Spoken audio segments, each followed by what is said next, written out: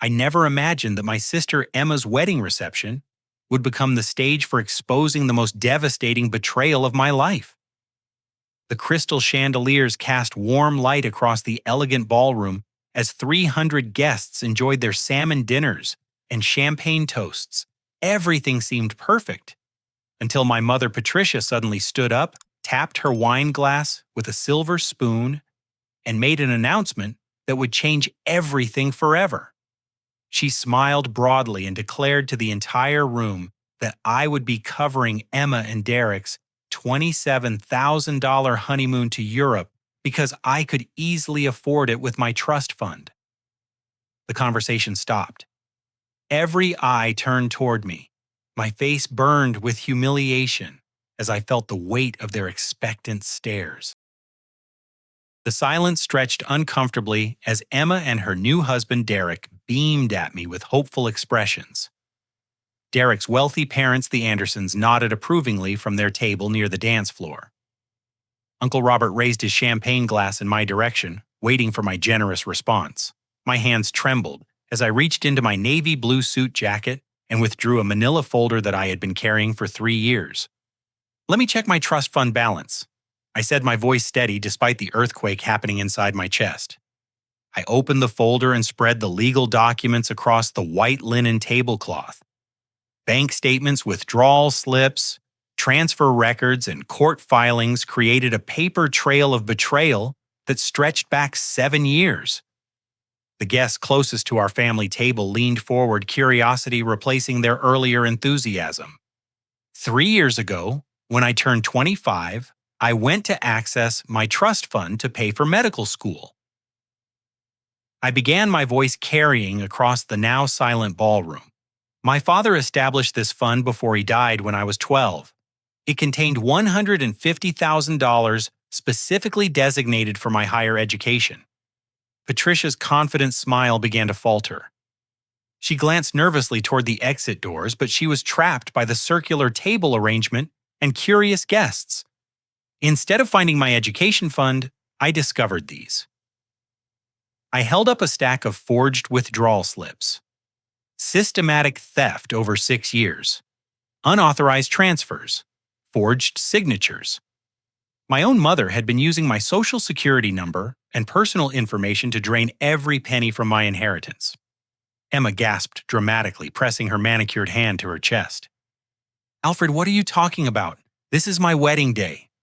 I continued methodically, like the medical technician I'd become instead of the doctor I was supposed to be.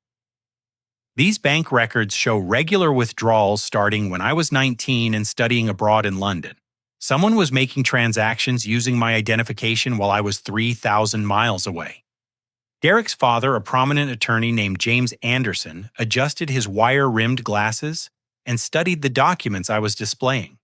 His expression shifted from confusion to grave concern as he recognized authentic legal paperwork.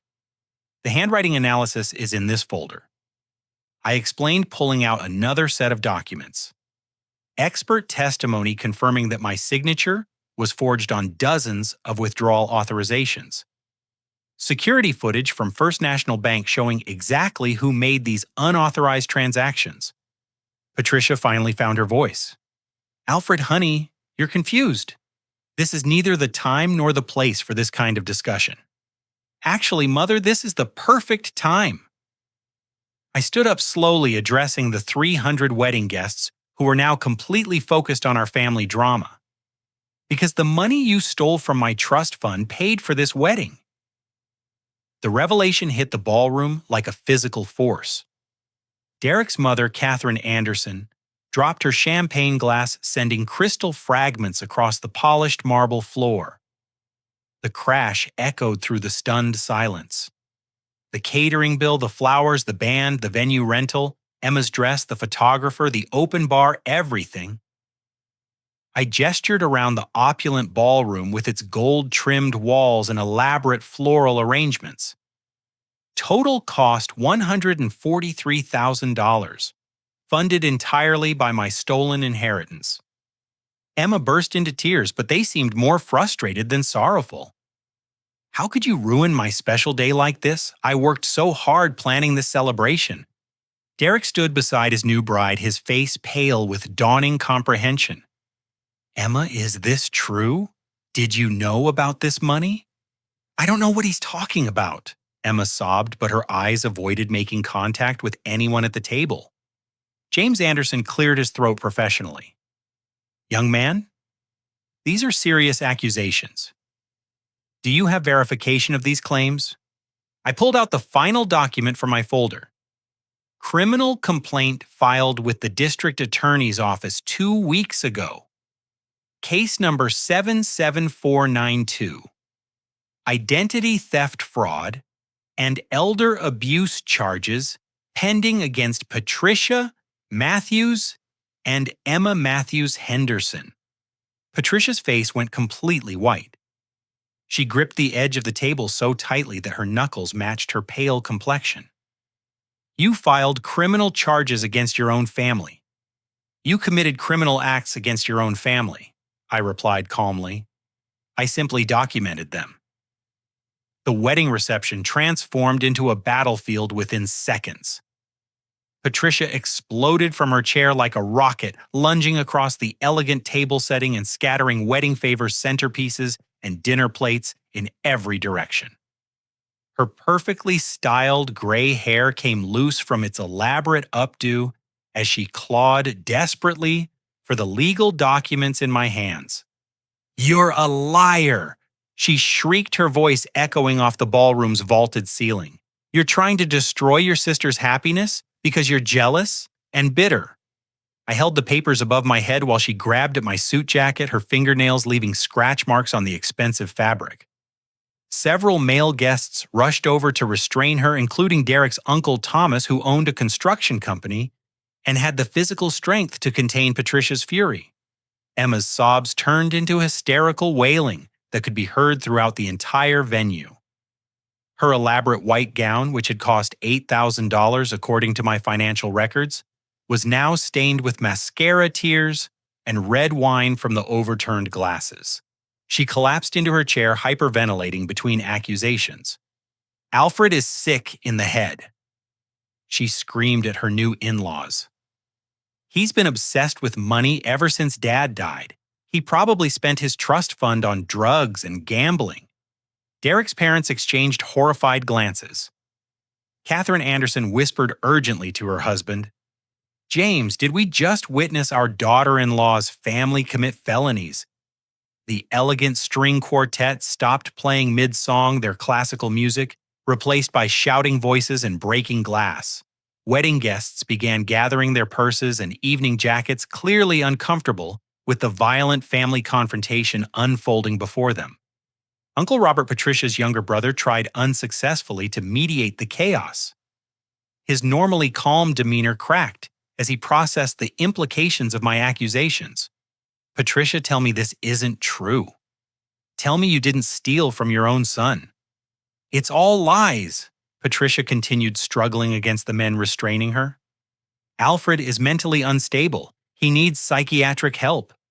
I remained standing, methodically organizing the scattered documents that had survived Patricia's attack.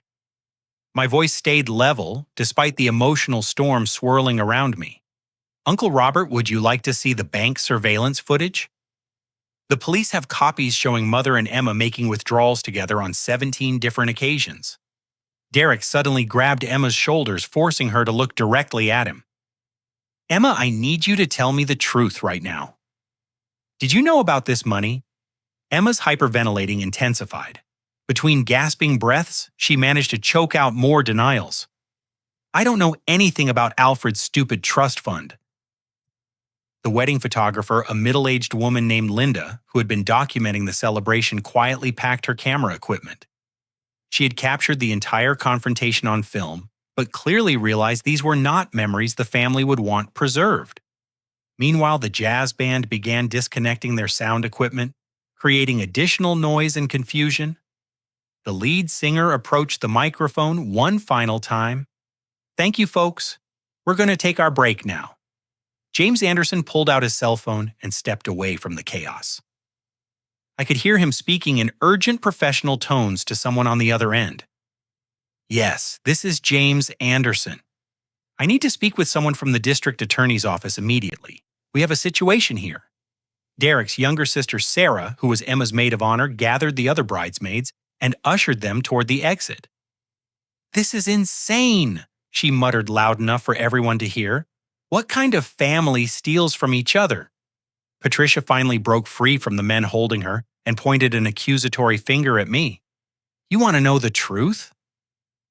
Fine, your precious father left us with nothing but debt when he died. I did what I had to do to survive." The admission sent another shockwave through the remaining guests. Emma stopped crying abruptly, realizing that her mother had just confessed to the crime I was alleging. "Patricia," Uncle Robert stared at his sister in disbelief. "What did you just say?" But the most devastating revelation was yet to come. Emma suddenly stood up, her wedding dress rustling around her like damaged swan feathers. Her face was red and puffy from crying, but her voice became surprisingly clear and determined. "Fine. You want the truth, Alfred?" "Yes, I knew about the trust fund money. I helped Mom get it because she said you would never need it anyway. You were always the smart one, the one who could succeed without help. I deserved that money more than you did." The ballroom fell into absolute silence. Even the catering staff stopped their cleanup activities to stare at Emma's confession. Derek slowly released his grip on his new wife's shoulders and took several steps backward. "You what?" Emma seemed to realize too late that her emotional outburst had just destroyed any hope of maintaining her innocence. She looked around the ballroom at the faces of shocked wedding guests, many of whom were Derek's family and friends. She stammered, trying desperately to backtrack. But the damage was complete. Emma had just confessed to participating in identity theft and fraud in front of 300 witnesses at her own wedding reception. The ballroom's atmosphere shifted from chaotic family drama to criminal proceeding when Sheriff's Deputy Michael Torres entered through the main entrance doors. His black uniform and silver badge created a stark contrast against the elegant wedding decorations. Behind him walked Deputy Sarah Kim, both officers moving with the measured pace of law enforcement professionals, responding to a serious situation. "We're looking for Patricia Matthews and Emma Matthews Henderson." Deputy Torres announced, his voice carrying easily across the now quiet ballroom. Derek's father, James Anderson, approached the officers, his attorney instincts taking control of the situation. "Officers, I'm James Anderson, legal counsel. I called your department about potential criminal activity at this wedding reception." Deputy Torres nodded professionally. "Sir, we have arrest warrants for both individuals on charges of identity theft, fraud, and conspiracy. We understand they're both present at this location."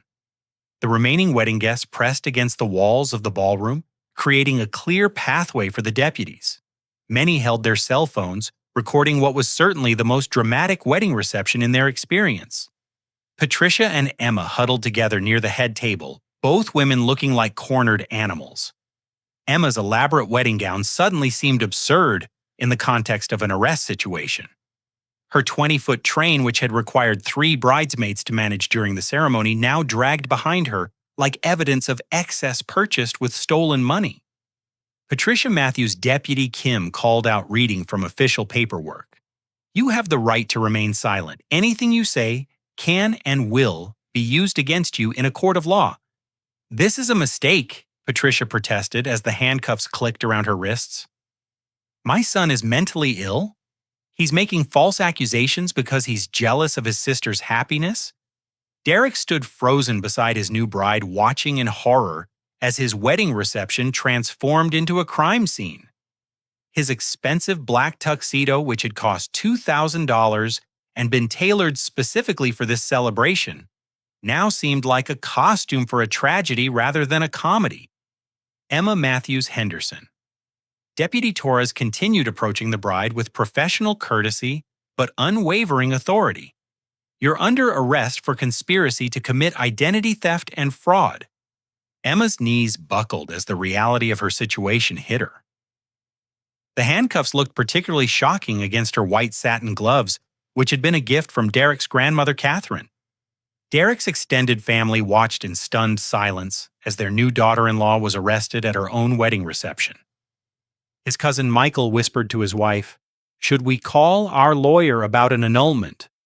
Meanwhile, I stood beside the evidence table I had created with my legal documents, finally feeling a sense of validation after 3 years of investigation and preparation.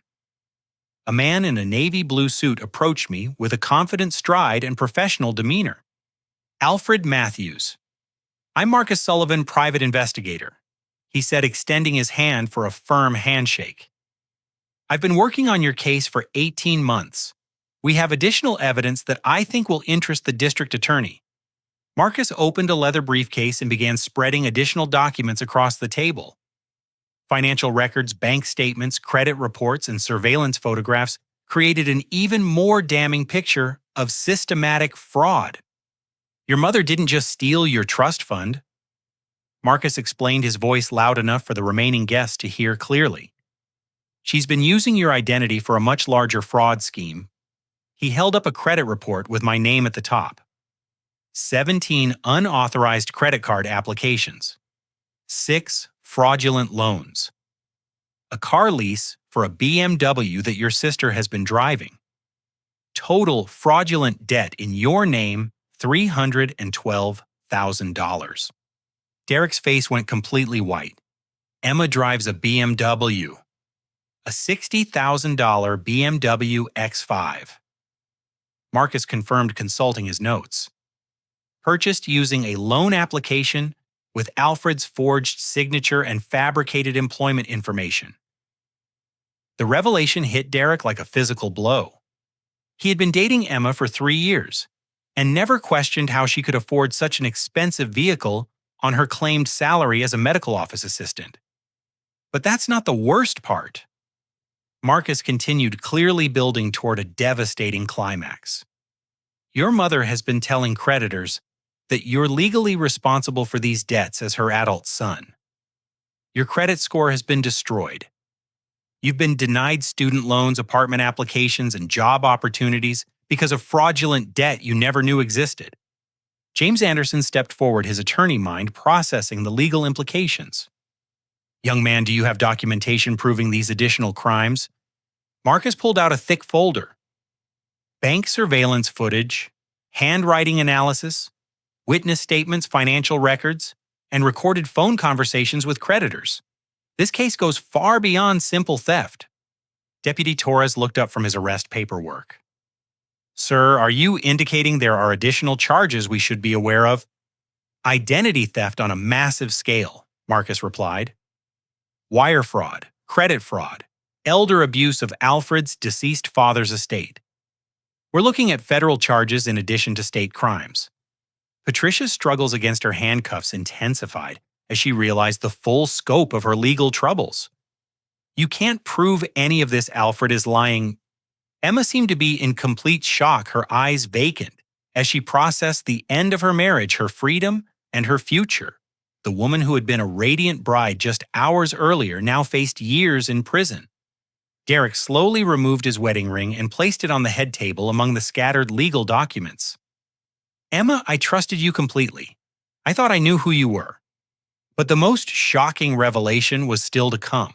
Marcus reached into his briefcase one more time and withdrew a set of insurance documents. "Alfred, there's something else you need to know about your father's death," he said gravely. "Your mother didn't just steal your trust fund. She also forged documents making herself the beneficiary of your father's life insurance policy. She stole an additional $75,000 that was meant for your education fund." The words hit me like a sledgehammer to the chest. My father had died when I was 12 years old, and I had trusted my mother to manage his affairs properly. Learning that she had stolen not just my trust fund, but also my father's final gift to secure my future felt like losing him all over again. Derek looked around the ballroom at his family and friends, all of whom were staring at him with expressions of pity and concern. His wedding day, which was supposed to be the happiest day of his life, had become a humiliating public exposure of his wife's criminal activities. "Officers," Derek said quietly, "I think I need to speak with an attorney about annulment procedures. As the deputies prepared to transport Patricia and Emma to the county jail, Marcus Sullivan continued unveiling evidence that revealed the true scope of their criminal conspiracy. He connected his laptop to the ballroom's audiovisual system, projecting financial documents onto the large screen that had earlier displayed wedding photos. Alfred, your family's theft goes back much further than we originally discovered, Marcus announced to the remaining wedding guests who had become an impromptu jury for this public trial. Patricia began stealing from your father's estate immediately after his funeral 7 years ago. The projection showed a timeline of fraudulent transactions starting just weeks after my father's death. Bank transfers, forged signatures, and unauthorized account access created a pattern of systematic theft that had continued for years without interruption. She opened credit cards in your name when you were only 18 and away at college.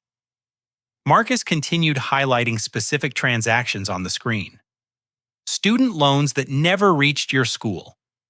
Car payments for vehicles you never drove. Mortgage payments on properties you never owned. Derek's uncle Thomas, the construction company owner, studied the projected documents with professional interest. This woman has been running a financial fraud operation for almost a decade. Marcus clicked to the next screen, revealing Emma's role in the conspiracy. Emma wasn't just a passive beneficiary, she actively participated in the fraud scheme. Phone records show hundreds of calls between Patricia and Emma coordinating their stories and planning transactions. A recorded phone conversation began playing through the ballroom's speaker system. Emma's voice was clearly audible as she discussed forging my signature on loan applications. Make sure you practice Alfred's handwriting before we go to the bank, Emma's recorded voice instructed. And remember, if anyone asks, he's studying abroad and gave us power of attorney. Derek collapsed into a nearby chair, his head in his hands. The woman he had married just hours earlier was not only a thief but an accomplished liar who had deceived him throughout their entire relationship. Your sister has been living completely beyond her means. Marcus explained, projecting Emma's actual financial records. No legitimate employment for the past 2 years.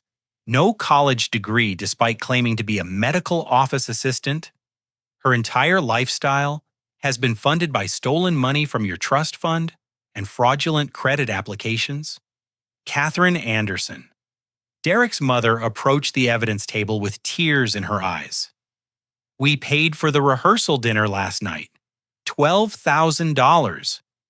Did we unknowingly contribute to this criminal enterprise? Marcus consulted his notes sympathetically. Mrs. Anderson, your family were victims of this fraud just as much as Alfred. Emma and Patricia deliberately targeted your family because of your financial stability and social reputation. James Anderson was furiously typing notes on his phone, already preparing legal strategies.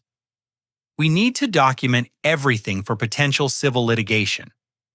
This family has caused significant financial and reputational damage to our entire extended family.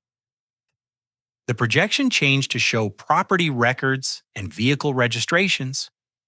Patricia has been using Alfred's stolen identity to live in luxury while he struggled to pay for basic necessities, Marcus revealed. She upgraded to a 4-bedroom house in an exclusive neighborhood, leased expensive cars, and funded elaborate vacations, all while Alfred worked 3 jobs trying to afford community college classes. Uncle Robert stepped forward, his face flushed with anger and embarrassment. Patricia, I gave you $10,000 for Emma's wedding because you said the family was struggling financially. You told me Alfred was selfish and wouldn't help with wedding expenses. That was just another lie in a long series of deceptions, Marcus confirmed.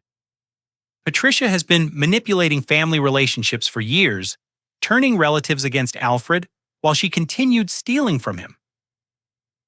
The evidence presentation continued with surveillance footage from various banks, showing Patricia and Emma making coordinated withdrawals and transactions.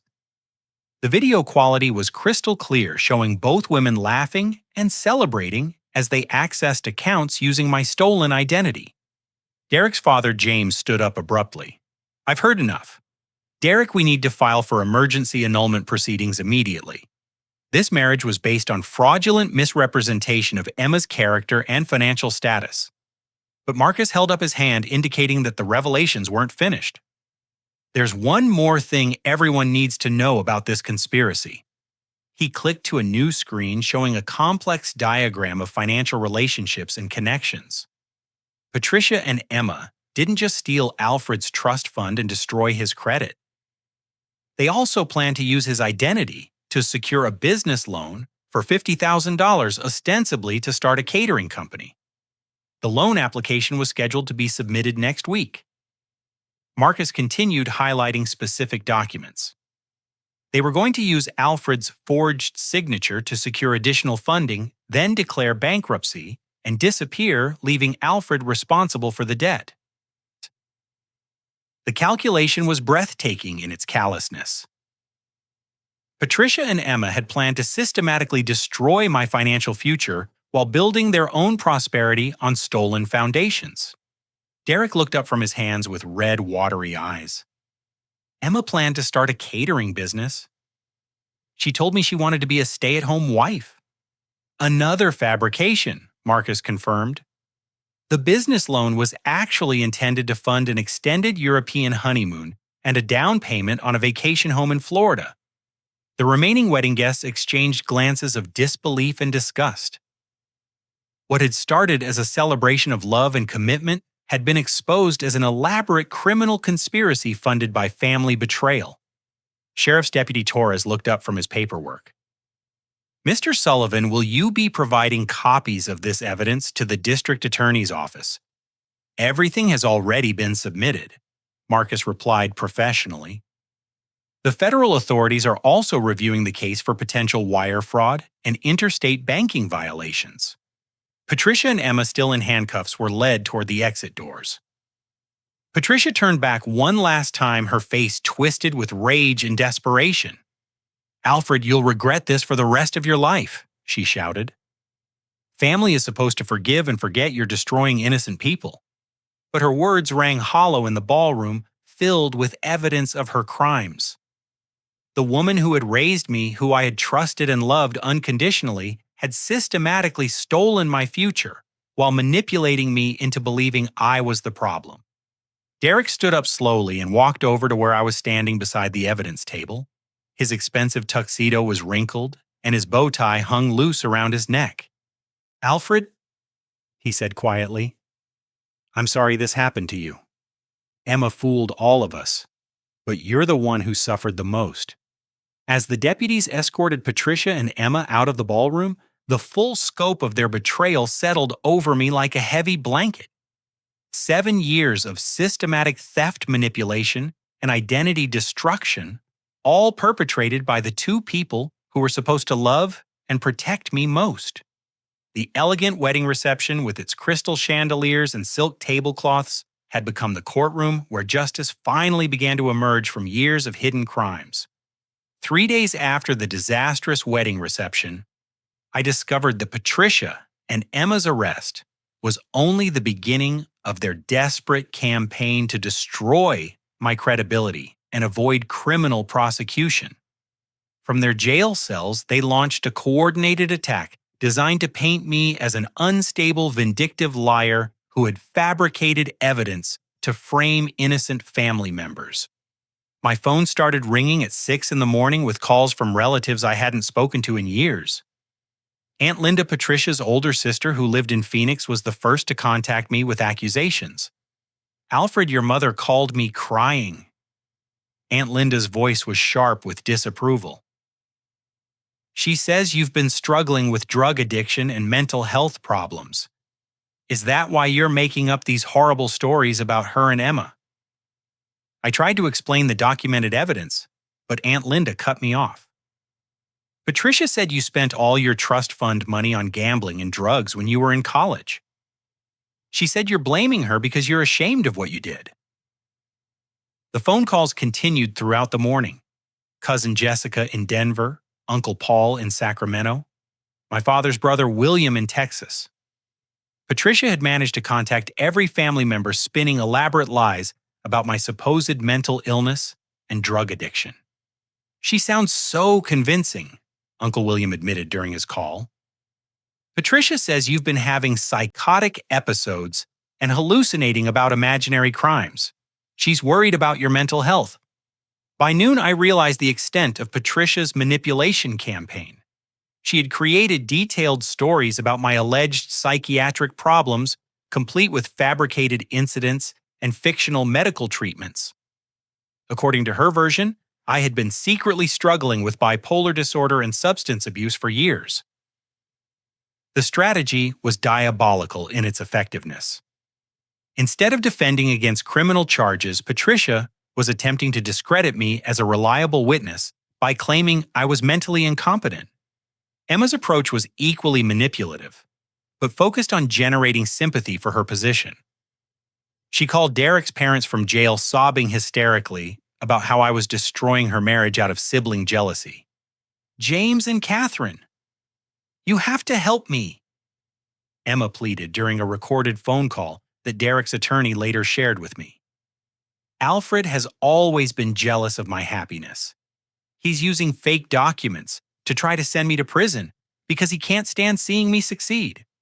Emma's story portrayed her as an innocent victim of her mentally ill brother's vindictive schemes.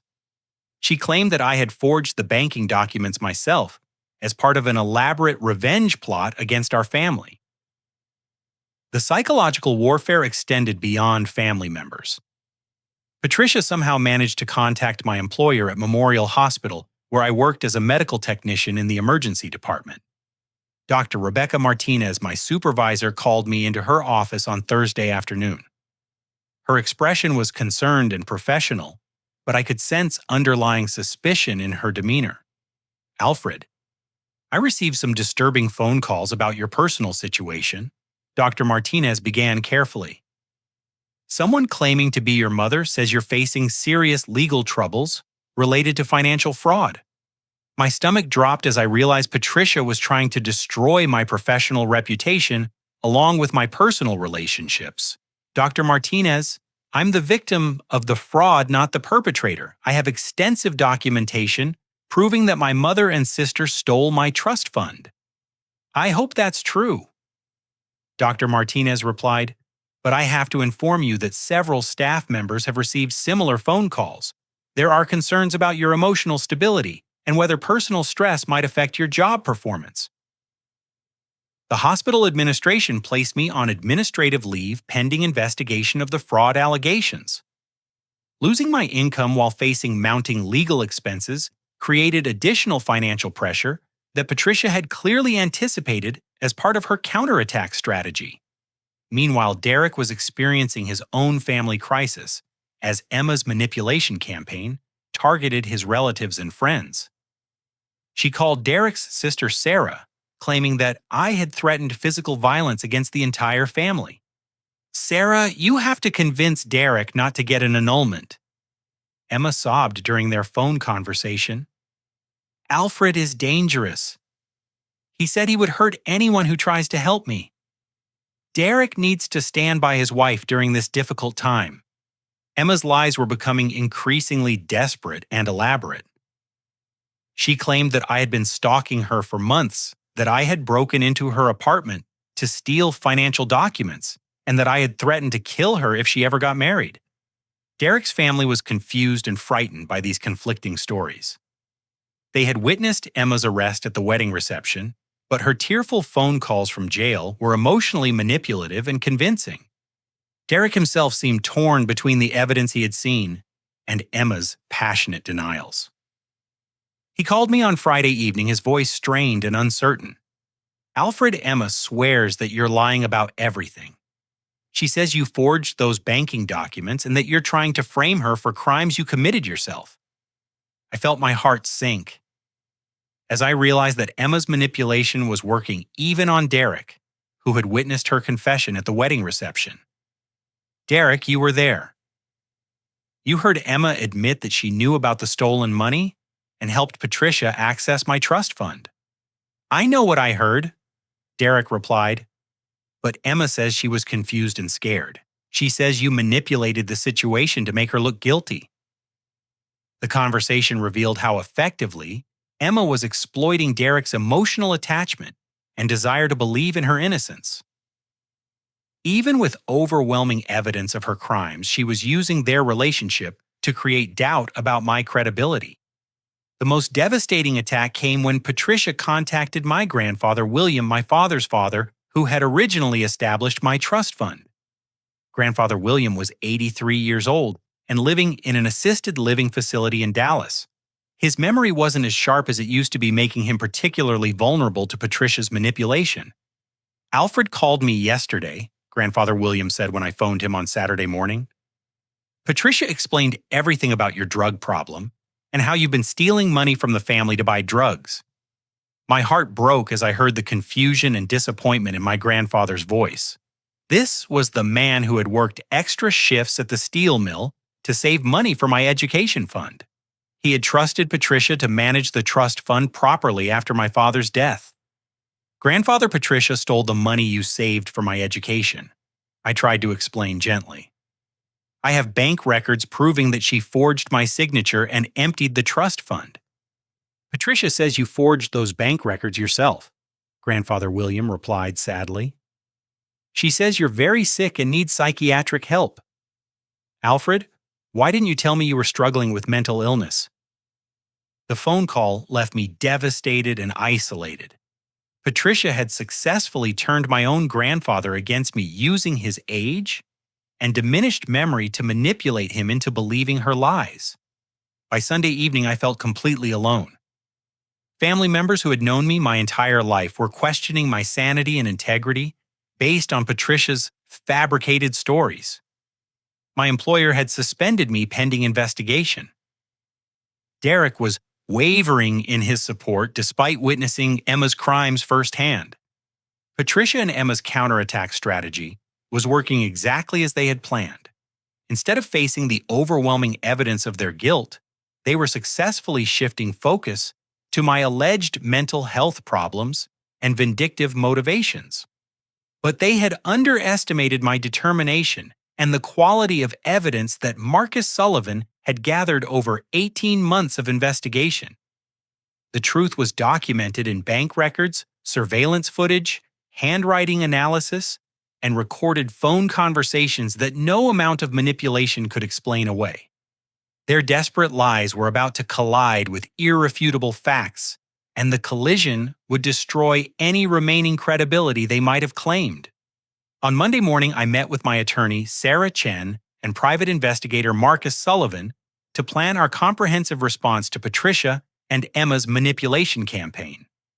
Sarah's law office occupied the 20th floor of a downtown skyscraper with floor-to-ceiling windows overlooking the city, where my family's crimes had been systematically destroying my life for 7 years. "Alfred, their strategy is actually helping our case," Sarah explained, as she reviewed the weekend's developments. "Every lie they tell creates additional evidence of consciousness of guilt and obstruction of justice."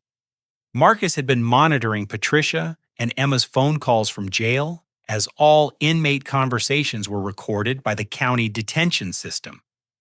Their desperate attempts to manipulate family members and destroy my credibility had been captured in dozens of recorded conversations. "Listen to this," Marcus said, playing a recording from Saturday evening. Patricia's voice was clearly audible, discussing strategy with Emma during their permitted phone call. "We need to make Alfred sound completely crazy," Patricia's recorded voice instructed. "Tell everyone he's been hearing voices and making up conspiracy theories. If we can get him committed to a psychiatric facility, his testimony becomes worthless in court." Emma's voice responded with cold calculation. "I already called Derek's family and told them Alfred threatened to hurt people. They're starting to believe he's dangerous." The recorded conversation provided irrefutable evidence that Patricia and Emma were knowingly making false accusations about my mental health as part of a deliberate criminal conspiracy to obstruct justice. Sarah smiled grimly as she made notes. "Conspiracy to commit obstruction of justice is a felony that carries additional prison time. They're digging their own graves with every phone call. Our counteroffensive began immediately. Marcus had prepared comprehensive evidence packages for every family member who had been contacted by Patricia and Emma. Bank surveillance footage, handwriting analysis reports, financial records, and expert testimony created an overwhelming case that no rational person could dispute. Grandfather William was our first priority because of his vulnerable position and Patricia's cruel manipulation of his diminished memory. Marcus and I drove to Dallas on Tuesday morning to meet with him at his assisted living facility. "Grandfather, I brought someone to help explain what really happened to the trust fund money," I said gently as we sat in the facility's comfortable visiting room. Marcus spread the evidence across the table methodically, starting with the simplest documents and building toward more complex financial records. Video footage from bank surveillance cameras showed Patricia and Emma making unauthorized withdrawals while I was studying abroad in London. "Mr. Matthews, this is your signature on the original trust fund documents," Marcus explained, pointing to my grandfather's handwriting from 15 years earlier. "And this is Alfred's authentic signature on his college enrollment forms." He then displayed the forged withdrawal slips that Patricia had used to steal my inheritance. These signatures, claiming to be Alfred's, were actually written by Patricia. The handwriting analysis proves that Alfred never authorized these transactions. Grandfather William studied the documents with growing clarity. His engineer's mind, despite his age, could still process logical evidence and recognize patterns. "This signature doesn't look like Alfred's handwriting at all. Patricia has been lying to you about Alfred's mental health," Marcus continued gently. "She's trying to discredit him because she knows these documents prove her guilt." The revelation transformed my grandfather's confusion into righteous anger. "Patricia stole the money I saved for Alfred's education. She stole from her own son." Within an hour, Grandfather William was calling other family members to correct the false information Patricia had spread about my supposed mental illness. His credibility and respected position in the family carried significant weight with relatives who had been manipulated by Patricia's lies. Meanwhile, Sarah was pursuing legal remedies to stop Patricia and Emma's obstruction campaign. She filed emergency motions with the court requesting immediate restrictions on their phone and mail privileges based on evidence of ongoing criminal activity. "Your Honor," Sarah argued during Wednesday's hearing, "the defendants are using jail communication systems to commit additional crimes. They're making false accusations about the victim's mental health and attempting to intimidate witnesses." Judge Patricia Coleman reviewed the recorded phone conversations and immediately granted our motion. "The defendants' communication privileges are hereby restricted to contact with their attorneys only. Any further attempts to contact family members or witnesses will result in additional charges. Derek's family provided crucial support for our evidence presentation." James Anderson, Derek's attorney father, had been conducting his own investigation of Emma's background and discovered additional lies she had told throughout their relationship. Emma claimed to have a bachelor's degree in medical administration from the University of Colorado. James reported during our Thursday meeting, "The university has no record of her enrollment. She never attended college at all." Emma's employment history was equally fabricated. The medical office where she claimed to work as an assistant had no record of employing anyone with her name. Her entire professional identity was fictitious, created to attract Derek and his financially stable family. Derek himself became a powerful ally when he realized the full extent of Emma's deception. "I thought I married a college-educated professional woman," he said during his recorded statement for the district attorney. "Instead, I married a career criminal who used me to legitimize her stolen lifestyle." The evidence packages that Marcus distributed to family members systematically destroyed Patricia and Emma's manipulation campaign. Aunt Linda in Phoenix called to apologize after reviewing the bank surveillance footage. "Alfred? I'm so sorry I believed Patricia's lies," Aunt Linda said during her tearful phone call. "The video evidence is absolutely clear. Patricia and Emma are criminals and you're the victim." Similar apologies came from relatives across the country as they reviewed the documented evidence. and recognized the systematic nature of Patricia and Emma's fraud scheme. Uncle Paul, cousin Jessica, and Uncle William all contacted me to express their support and outrage about the crimes committed against me. By Friday afternoon, the district attorney's office had received statements from 17 family members confirming that Patricia and Emma had attempted to manipulate them with false information about my mental health. Each statement represented additional evidence of obstruction of justice. The recorded phone conversations from jail provided the most damning evidence of Patricia and Emma's continued criminal activity. In one particularly revealing conversation, Emma instructed Patricia to contact my employer and claim I had been embezzling money from the hospital. Make up something about Alfred stealing drugs from the hospital pharmacy? Emma's recorded voice advised. If we can get him fired and arrested, nobody will believe his testimony about us. The recording demonstrated such callous disregard for my well-being that even Emma's defense attorney recommended accepting a plea bargain rather than facing additional charges at trial. Dr. Martinez at Memorial Hospital received copies of all evidence proving my innocence and immediately reinstated me to full employment with a formal apology. Alfred, we should have investigated Patricia's allegations more thoroughly before taking any action against you. The hospital administration also provided security footage showing that I had never accessed the pharmacy areas that Patricia falsely claimed I had been stealing from. Their statement became additional evidence of Patricia's pattern of making false accusations. By Sunday evening, exactly 1 week after the disastrous wedding reception, Patricia and Emma's counterattack had completely collapsed. Their recorded admissions of lying about my mental health combined with overwhelming documentary evidence of their crimes had destroyed any remaining credibility they might have claimed. The district attorney's office called Sarah on Monday morning with an offer that would finally bring closure to 7 years of systematic theft and betrayal. They want to plead guilty to all charges in exchange for reduced sentences and full restitution, Sarah reported. Patricia would serve 4 years in state prison, Emma would serve 2 years, and they would be required to pay complete restitution of all stolen funds plus interest and damages. The offer represented total victory in our legal battle, but more importantly, it meant acknowledgement and validation of the truth I'd been trying to prove for 3 years. Justice was finally within reach. The plea hearing took place on a crisp October morning in Judge Patricia Coleman's courtroom, exactly 6 weeks after the wedding reception that had exposed 7 years of systematic family betrayal.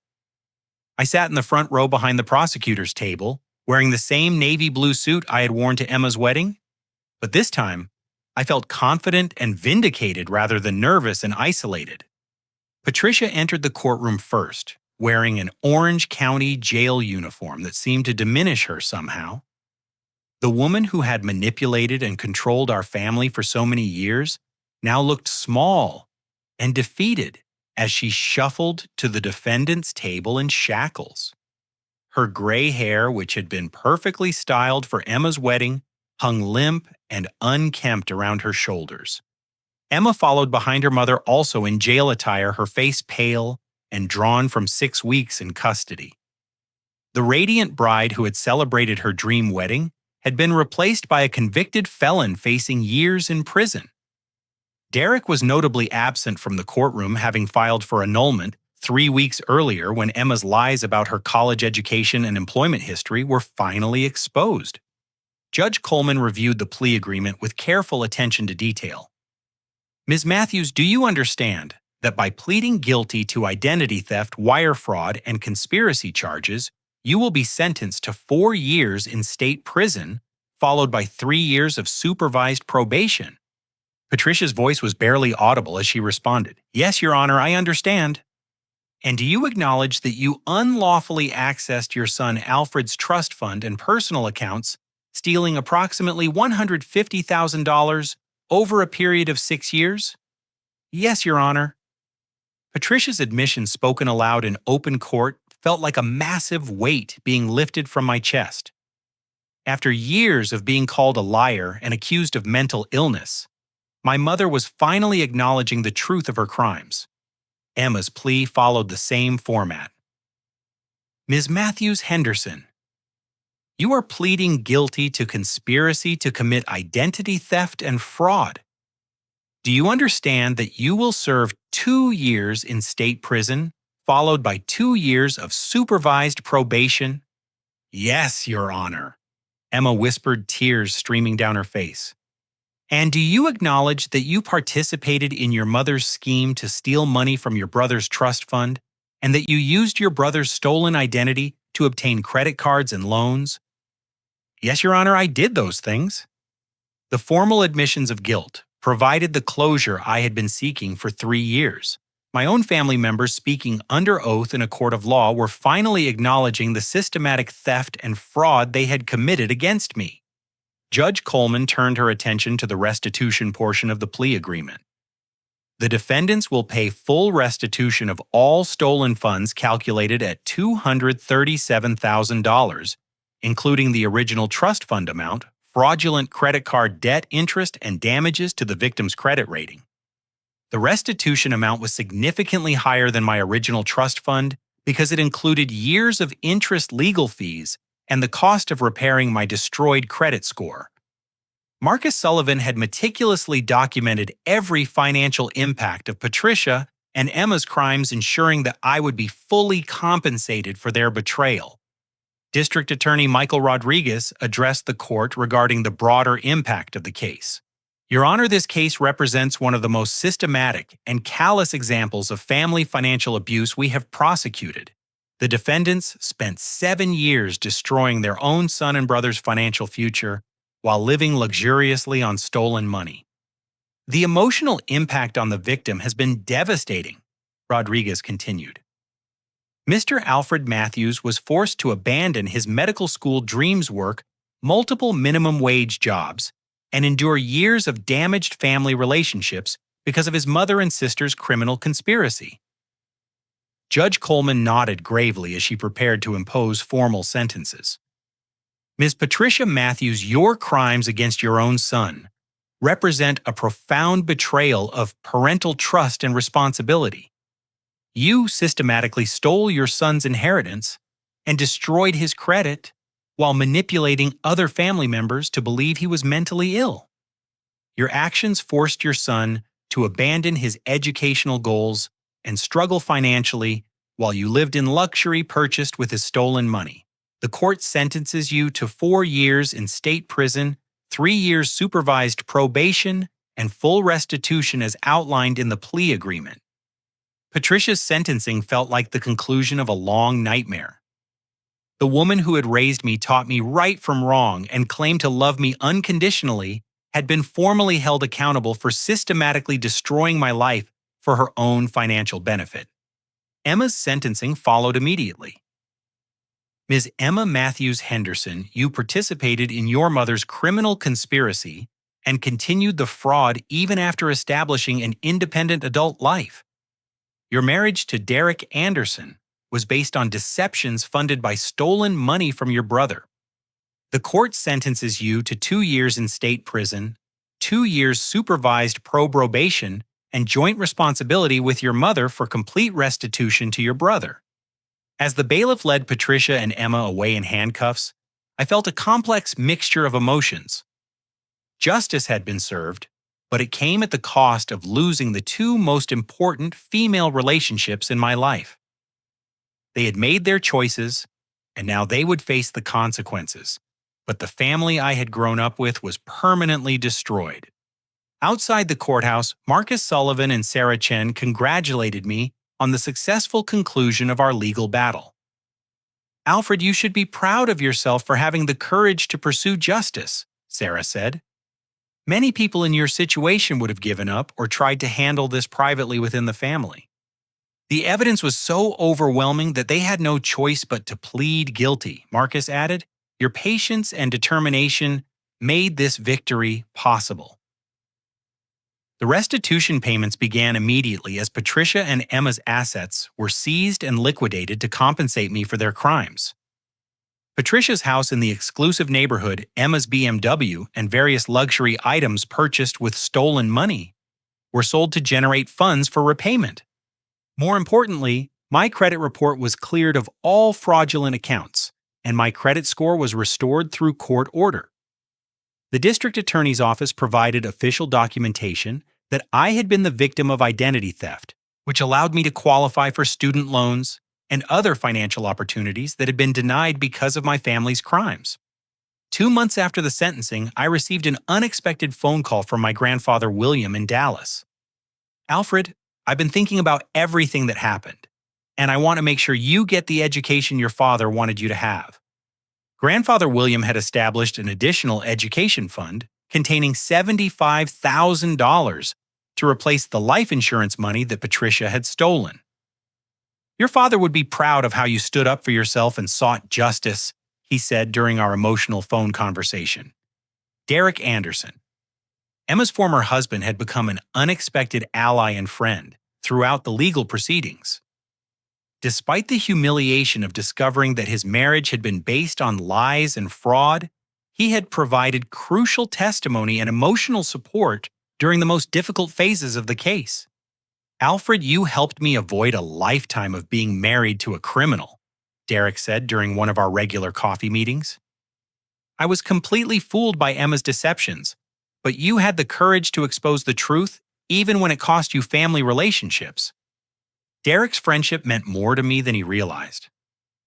Having someone who understood the complex emotions involved in discovering that people you love and trust have been systematically deceiving you provided invaluable emotional support during my healing process. 6 months after Patricia and Emma's sentencing, I was accepted into medical school at the state university, funded by my restored trust fund, grandfather William's additional education fund, and federal student loans that were finally available with my cleared credit record. Walking across the medical school campus on my first day of classes, I felt a profound sense of accomplishment and gratitude. The dream that my father had envisioned when he established my trust fund was finally becoming reality, despite my family's attempts to destroy it. Dr. Rebecca Martinez from Memorial Hospital had written a strong recommendation letter for my medical school application. "Alfred demonstrated remarkable character and integrity throughout a very difficult personal situation," she wrote. "His ability to pursue justice while maintaining professional responsibilities shows the kind of ethical foundation that will make him an excellent physician." The medical school orientation included a session on professional ethics and integrity. As I listened to the dean discuss the importance of honesty and trustworthiness in medical practice, I realized that my experience with family betrayal had actually prepared me to better understand the ethical challenges that healthcare professionals face. My first-year medical school classes were challenging, but deeply satisfying. Studying anatomy, physiology, and pathology felt like reclaiming the future that had been stolen from me. Every exam I passed and every clinical skill I mastered represented victory over the family members who had tried to prevent my success. During my second semester, I received a letter from Emma in prison. She had been incarcerated for 8 months and was participating in financial crimes counseling as part of her rehabilitation program. "Alfred, I know my apology can't undo the damage I caused, but I want you to know that I understand now how wrong I was," Emma wrote. "The counseling program has helped me see how my choices hurt not just you, but Derek, his family, and everyone who trusted me. I was jealous of your intelligence and potential, and instead of working to improve myself, I chose to tear you down. I stole your opportunities because I was afraid of being left behind. I know I don't deserve forgiveness, but I wanted you to know that I recognized the pain I caused." Emma's letter represented the beginning of accountability and potential redemption for her, but I wasn't ready to forgive or rebuild our relationship. The trust that had been broken couldn't be repaired simply through an apology, no matter how sincere it might be. Patricia never wrote or attempted to contact me during her incarceration. According to Uncle Robert, she continued to maintain that her actions had been justified because she was protecting the family from my supposed financial irresponsibility. Her unwillingness to accept full responsibility for her crimes made any future relationship impossible. As I progressed through medical school, I specialized in emergency medicine, partly because my experience working as a medical technician had given me valuable practical skills. More importantly, emergency medicine attracted me because it involved helping people during crisis situations when they needed advocacy and support. My personal experience with family betrayal and systematic fraud had taught me to recognize signs of elder abuse, financial manipulation, and domestic violence that other healthcare providers might miss. I became known among my clinical supervisors for my ability to connect with patients who were experiencing complex family and financial problems. During my third year of medical school, I was invited to speak at a conference about family financial fraud and identity theft. Standing at the podium before an audience of attorneys, law enforcement officers, and social workers, I shared my story publicly for the first time since the wedding reception confrontation. Family financial abuse is devastating because it destroys both your financial security and your emotional trust, I explained to the conference attendees. Victims often struggle to seek help because they feel guilty about pursuing legal action against family members. The most important thing I learned from my experience is that seeking justice isn't about revenge or punishment. It's about holding people accountable for their choices and protecting yourself from continued victimization. The conference presentation led to opportunities to counsel other victims of family financial fraud. Many people contacted me after hearing my story, describing similar experiences with parents, siblings, or children who had stolen their identities and destroyed their credit. Your courage to pursue criminal charges gave me the strength to file my own police report, one woman wrote after attending my presentation. My daughter had been stealing from my retirement account for 3 years, and I thought I had to protect her by staying silent. Helping other victims find the strength to seek justice became an important part of my personal healing process. Each person I counseled who successfully recovered stolen funds or obtained protection from family fraud represented validation that my decision to expose Patricia and Emma's crimes had been correct. 5 years after the wedding reception confrontation, I graduated from medical school with honors and began my residency in emergency medicine at the same hospital where I'd worked as a medical technician. The irony wasn't lost on me that I was now treating patients in the same emergency department where Patricia had tried to destroy my reputation by claiming I was stealing drugs. Dr. Martinez, who had become a mentor and friend, attended my medical school graduation ceremony. "Alfred, I've watched you transform a terrible family betrayal into motivation for helping other people," she said during the celebration dinner. "Your father would be incredibly proud of the man you've become." Derek Anderson also attended my graduation, bringing his new fiancée Rachel, whom he had met 2 years after his annulment from Emma was finalized. "Alfred, you saved my life by exposing Emma's fraud," Derek said during his congratulatory speech. "If you hadn't had the courage to reveal the truth, I would have spent years married to someone who was systematically destroying my financial future." Rachel added, "Derek told me your entire story, and I think you're incredibly brave." Standing up to family members requires a special kind of strength that most people don't possess. The graduation ceremony represented the culmination of a 7-year journey from family betrayal to professional achievement. Wearing my medical school graduation regown surrounded by friends and mentors who supported my dreams, I felt overwhelmed with gratitude for the opportunity to reclaim the future my father had envisioned for me. My residency supervisor, Dr. James Park, offered me additional perspective on my experience during our first evaluation meeting.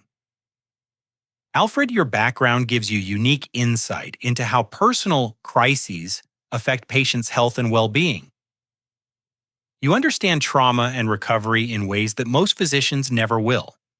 The financial restitution from Patricia and Emma had been completely paid through asset seizure and garnishment of their prison work wages. My trust fund was fully restored, plus interest and damages, providing a solid financial foundation for beginning my medical career without debt. More importantly, my credit score had been fully restored, and all fraudulent accounts had been permanently removed from my financial records. The legal documentation of my victimization would protect me from any future attempts to hold me responsible for Patricia and Emma's crimes. Uncle Robert maintained contact throughout my medical school years, serving as a bridge between me and the extended family members who had initially believed Patricia's lies about my mental health. The whole family understands now that Patricia manipulated all of us, Uncle Robert explained during one of our regular phone calls. Everybody feels terrible about doubting you initially. Patricia was very convincing when she claimed you were having mental health problems. We should have investigated her claims more carefully before turning against you. Grandfather William lived to see my medical school graduation despite his advancing age and declining health. During our final conversation before his death, he expressed pride in my perseverance and character. Alfred, your father, gave you more than money when he established the trust fund, Grandfather William said during his last visit. He gave you an example of working hard and planning for the future. Patricia stole your money, but she couldn't steal your character or determination. The education you're getting now is something nobody can ever take away from you. Use it to help people and make your father proud. As I reflected on the entire experience 7 years after that devastating wedding reception, I realized that Patricia and Emma's betrayal had ultimately strengthened me in ways I never could have anticipated. Their crimes had forced me to develop resilience, independence, and advocacy skills that made me a better physician and person. The painful lesson I learned was that family relationships based on manipulation and deception aren't worth preserving at any cost. Sometimes protecting yourself requires the courage to expose people you love when they're harming you, even if it means losing those relationships permanently. But I also learned that justice and truth eventually prevail when you have the persistence to document evidence and seek help from qualified professionals. My alliance with attorney Sarah Chen and investigator Marcus Sullivan had been crucial to achieving a successful outcome. Most importantly, I discovered that recovering from family betrayal requires building new relationships with people who support your goals and values. Derek Anderson, Dr. Martinez, Uncle Robert, Grandfather William, and my medical school colleagues had become my chosen family, providing the love and encouragement that Patricia and Emma had withdrawn. Standing in the emergency department during my first week as a resident physician treating patients who were experiencing their own family and financial crises, I felt profound gratitude for the journey that had brought me to this point. The trust fund that my father had established to secure my education had ultimately served its purpose, despite Patricia and Emma's attempts to destroy it. I was finally becoming the doctor my father had envisioned when he planned for my future, and no amount of family betrayal could diminish that achievement. The wedding reception confrontation that had seemed like the most humiliating moment of my life had actually been the beginning of my liberation from a toxic family dynamic that was preventing my success. Sometimes the most painful experiences lead to the most important growth and positive change. Justice had been served. My future had been reclaimed. And I had learned that the strongest families are often the ones you choose rather than the ones you're born into. Thank you for listening to my story about standing up for justice when family members betray your trust. Have you ever had to make a difficult choice between family loyalty and protecting yourself from financial abuse? How did you find the courage to seek help when people you loved were harming you? Please share your thoughts in the comments below, like this story. If it resonated with your own experiences, subscribe to hear more stories about overcoming family betrayal, and share this with anyone who might be struggling with similar situations. Remember that seeking justice isn't about revenge. It's about holding people accountable and protecting your future. Stay strong, document everything, and never be afraid to fight for what's rightfully yours.